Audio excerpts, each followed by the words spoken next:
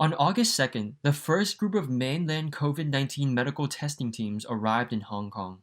The advanced group is a 7-member team led by Yu Dewen. However, Hong Kongers worried that the government is using pandemic testing as an excuse to collect DNA samples for surveillance purposes. Without a public bidding process, the Hong Kong government decided to hire private companies out of Hong Kong to conduct testing. Among them, Huasheng Diagnostic Center, a subsidiary of BGI, formerly known as the Beijing Genomics Institute, was blacklisted by the United States for its forced collection of Uyghur DNA samples. On the China National Gene Bank website, BGI was mentioned in an article titled "The Founding Conference of National Gene Bank, Organ Transplant Sample Resource Bank, Tianjin, was successfully held."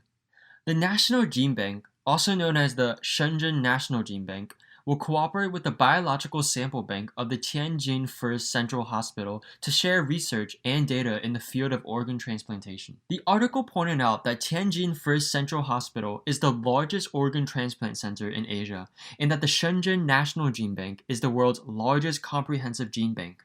The two parties will jointly build up an influential organ transplant sample resource bank. We searched online BGI and National Gene Bank, and the result was that National Gene Bank is BGI. The websites are the same, www.genomics.cn/gene. This shows that the two entities follow the typical Chinese Communist Party structure: one entity, two brands. The main task of the National Gene Bank is to develop a biological sample resource bank, a biological information database, and the Animal and Plant Resources Living Body Bank. Of the 11 companies listed on the entity blacklist by the U.S. Department of Commerce, 2 are accused of the compulsory collection of Xinjiang Uyghur genes for research. The 2 companies are Xinjiang Silk Road BGI and Beijing Liuhe BGI. Both are subsidiaries of BGI. Human Rights Watch revealed in 2017 that the CCP is collecting biological data such as DNA and blood types of Xinjiang people for 3 purposes. 1. To facilitate monitoring. 2. To use Uyghurs as a reserve bank for forced organ harvesting by the CCP, namely killing on demand for organs. And 3. To collect blood samples to prepare biological weapons, which may target Uyghurs with diseases that they cannot resist, and carry out genocide. In October 2017, Radio Free Asia in Taiwan interviewed former Xinjiang doctor Enver Toti Bugda, who exposed the CCP's long-term nuclear test and forced organ harvesting in Xinjiang. According to him, Xinjiang has become a trash dump and a nuclear and biological weapons testing ground.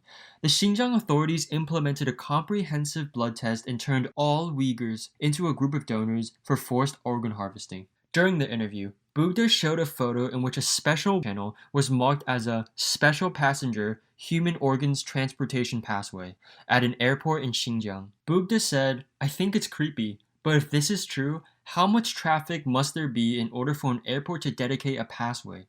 How many innocent lives are killed every day?"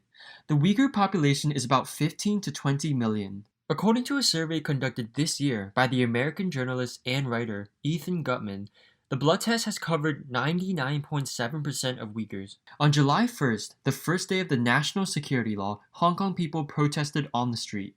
Of the approximately 370 arrested that day, 10 were arrested on the account of violating this new law, which also resulted in the police taking DNA samples of these 10. Hong Kong people are worried that the medical testing team sent by the CCP to Hong Kong is not to support the fight against the epidemic, but instead to collect the DNA of Hong Kong people. Many people compare this matter with what the CCP has been doing to Uyghurs.